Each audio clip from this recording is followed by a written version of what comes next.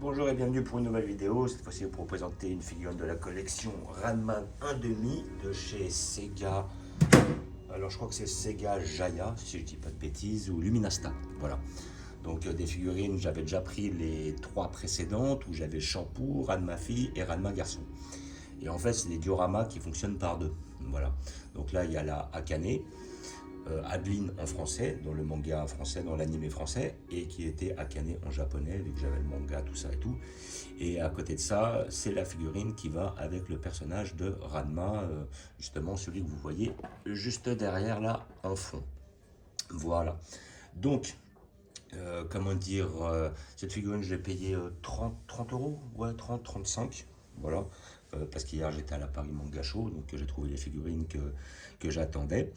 Et justement, bah, celle-là, c'était la seule qui me manquait sur ce fameux diorama. Comme ça, il y a la petite Akane qui va avec le Ranma, la Shampoo qui va avec le Ranma fille.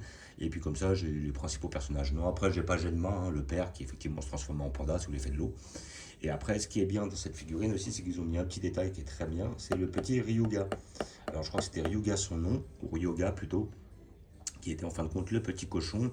Lui aussi, il était tombé dans les sources thermales ou sources thermiques et comment dire, lui, sous l'effet de l'eau, il se transformait en petit cochon. Mais à la base, c'est le pire ennemi de Ranma, son pire adversaire, on va dire, ou le plus fort de tous les adversaires qu'il a rencontrés. Et effectivement, il était lui amoureux d'Adeline. Et à côté de ça, bah, justement, elle en avait fait son animal de compagnie, le petit cochon avec le petit foulard. Voilà, le même foulard qu'il a sur la tête à l'origine. Donc voilà, c'était un petit peu l'histoire de Ranma. Voilà, Ranma, sous l'effet de l'eau, se transformait en fille. Shampoo se transformait en chat. Comment dire, Ryuga se transformait en petit cochon. Et après, il y avait Genma qui se transformait en panda. Genma étant le père de Ranma. Donc figurines, voilà, la collection Sega Luminasta, donc ils nous font des belles petites figurines avec des beaux petits socles en général. Les sculptes sont pas trop mal, après ça va dépendre des figurines, hein, parce que j'en avais pris aussi dans la collection de Kenshin le Vagabond. Le Saito était très bien fait, le Kenshin était pas mal, dynamique, des effets, mais bon, le sculpte n'était pas exceptionnel non plus. Donc bon, bah, ce qui est bien, c'est que Luminasta s'attaque un petit peu à ce genre de licences, des licences qui sont quand même assez intéressantes, assez anciennes et qui sont plus voilà, dans le registre de manga que je regardais moi à l'époque. Donc voilà, on a un packaging assez simple, voilà. Donc voilà, on a la figurine là, donc elle va sur le diorama à côté, donc je suppose qu'on peut la mettre soit d'un côté, soit de l'autre, après on choisit en fait. Voilà, c'est un petit peu comme le diorama de Shampoo face à Ranma fille. Et voilà, donc nous allons l'ouvrir pour voir ce que ça donne. Voilà. Après, donc je pense qu'on va avoir comment dire, un sculpte assez basique. Voilà, je pense. On n'aura pas quelque chose d'exceptionnel. J'ai vraiment, si je devais choisir, j'ai préféré vraiment comment dire, le diorama de Shampoo avec Ranma fille. Pourquoi? Bah parce que le socle est plus travaillé, quoi. Je trouve ça plus beau. Voilà. Là, les socles, c'est des petits tatamis. C'est pas mal. C'est mieux qu'un socle basique, évidemment. Mais bon, c'est voilà, quitte à choisir, je préfère quand même le diorama de l'autre et puis les poses étaient aussi un peu plus dynamiques. Voilà, donc là on a notre fameux socle en tatami où on va incruster notre Akane. Là nous avons hop, le petit cochon qui vient de tomber là, et là la petite Akane ici présente. Voilà, avec sa robe de vélo, de son vélo. Voilà, donc hop, notre personnage, voilà, qui est assez bien fait, assez mignon, voilà, comme on peut le voir ici. Alors on a un sculpte assez basique, voilà. Akane qui était une karatéka à l'origine, voilà, et qui effectivement savait se défendre. Et là franchement elle est bien réalisée, moi j'aime bien quoi. Franchement elle est belle, elle est simple. Alors c'était pas un manga, contrairement à Ken le Survivant qui était vraiment axé sur les dessins ou un truc comme ça. C'était pas ça trop le délire. Mais par contre c'était marrant, c'était fun. Voilà, c'était un manga un peu déjanté, voilà. Plutôt comique, qui mêle un petit peu combat, action et comique.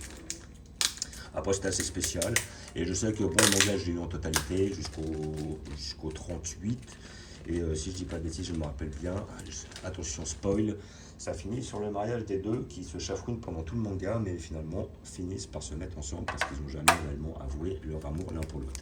Et là nous avons le petit Ryuga, alors ça c'est une petite pièce que j'aime bien, parce qu'en fin de compte c'est cette petite pièce qui fait la différence. Ils n'ont pas fait le personnage de Ryuga, mais ils ont fait le personnage du petit cochon. Voilà. Donc Ryuga en petit cochon. Et il est mignon tout plein. Voilà, il est tout beau, il va aller se poser juste à côté d'Akane. Voilà. Hop. Donc nous allons assembler tout ça. Hop. Et nous avons le gros trou qui va être pour la jambe gauche et le petit trou qui va aller pour la jambe droite. Voilà. Et ça va être assez simple. Voilà. Hop. Là nous avons notre perceau, effectivement, avec le petit cochon qui va juste là, ou de l'autre côté, vous le mettez où vous le souhaitez. Et ce petit cochon, c'est la petite pièce qui fait un peu toute la diff. Voilà. Donc là, nous avons notre perceau. Donc après, bon, le sculpte est très basique, hein, très peu d'effets, très peu de détails, très peu de dessins, mais assez fidèle au manga. Hein. Le manga, les dessins, ils n'étaient pas faramineux, donc là-dessus, voilà, les sculptes sont assez, comment dire, sont assez fidèles. Donc après, alors ils auraient pu faire plus détaillé, effectivement, mais bon, après, c'est pas une figurine qui est vraiment chère non plus, donc... et c'est déjà bien qu'ils nous en aient fait, parce que jusqu'à maintenant, des Ranma garçons, j'en avais pas vu, peut-être en comment dire, en articulé, et c'est pas mon délire, si je peux éviter à la rigueur. Et puis sinon, des Ranma filles, je crois qu'il y en avait dans la collection Glitten Glamour, ou les collections Relax, voilà, des figurines un petit peu plus féminisées, où ils mettent en avant les attributs féminins, qui n'est pas spécialement mon délire, donc c'est la raison pour laquelle je ne les avais pas pris. Et quitte à choisir, je préférais avoir le Ranma garçon. Mais bon, après, comme le diorama Shampoo face à Ranma fille est très bien réalisé, très bien fait, voilà, je ne pouvais pas passer à côté, comme ça me fait les 4 figurines de cette collection. Et à côté de ça, justement, je pense pas que j'en prendrai d'autres. Hein. J'ai ces 4 là, ça me suffit amplement. C'est un manga que j'ai bien aimé, mais c'est pas l'un des mangas que j'ai kiffé le plus. Donc c'est pas des personnages où je m'amuserais à aller prendre plus comment dire, de figurines du même perso, quoi. Voilà. Je suis pas branché à ce point-là. Voilà, et puis après, hop là, donc on regarde là, peut-être une petite ligne là, dans les cheveux, là, ce que je vois. Ouais, voilà, on voit au niveau de la tête, là, une petite ligne, mais bon, c'est pas non plus... La frange, c'est normal, enfin, l'arrêt au milieu, là, c'est normal. Cette petite-là, il y a une petite ligne, mais bon, c'est pas vraiment dérangeant en dessous. Voilà, hop, la petite, comment dire, robe dans le vent.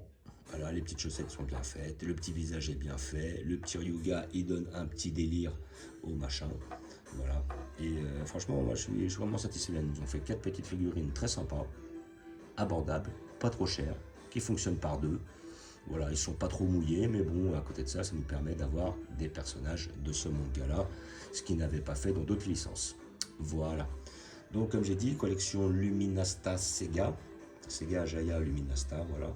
Et figurine que j'ai trouvée à 30, celle-là je l'ai payé 35 de souvenirs, voilà, mais je pense que vous pouvez la trouver à 30 €, parce que bon, les prix sur la Paris Manga Show, ça oscillait entre les deux, quoi. Les mêmes figurines, elles étaient généralement entre 30 et 35. C'est à peu près les tarots, vous pouvez peut-être la toucher moins cher, 20, 25 de certains magasins spécialisés ou certains sites spécialisés.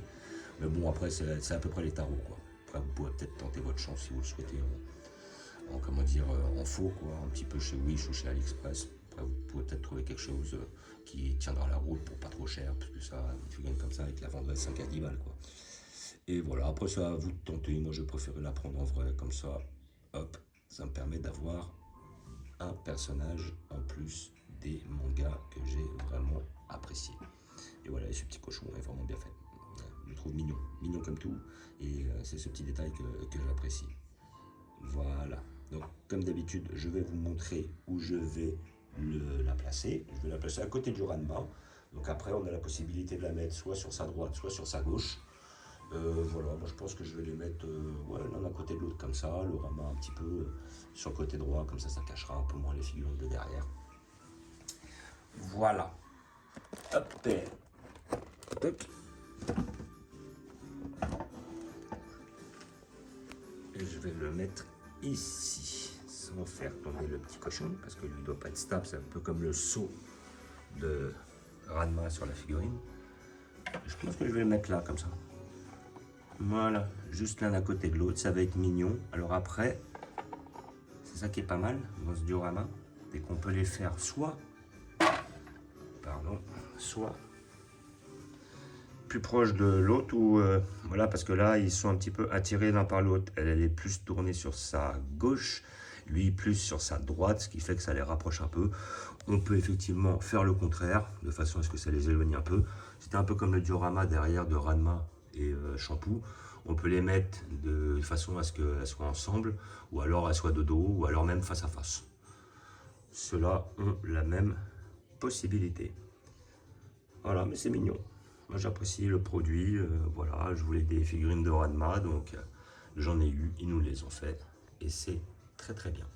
Je vous fais un petit visu de la collection là. Bon, toujours mon petit côté Star Wars. Voilà. Après, à côté de ça, le petit côté Kenshin le Vagabond. Un petit côté Ranma. Là, j'ai mon petit côté Street Fighter. Là, tous les figurines de Charles Talia. Le petit côté Dragon Quest. Et là, après, je montre en commun, quoi. Là, on a du Cobra, on a du Vagabond, on a du Bastard, on a du Olive et Tom, on a du Ken le Survivant, on a du Nicky Larson. Et là-haut, on a du Goldorak, la Ken du milieu et du Chevalier du Zodiac. Là, on voyage beaucoup sur le Club Dorothée de l'époque. Donc voilà, je vous remercie d'avoir regardé. Je vous dis à bientôt. N'hésitez pas à vous abonner ou à mettre des pouces. Et je vous dis ciao.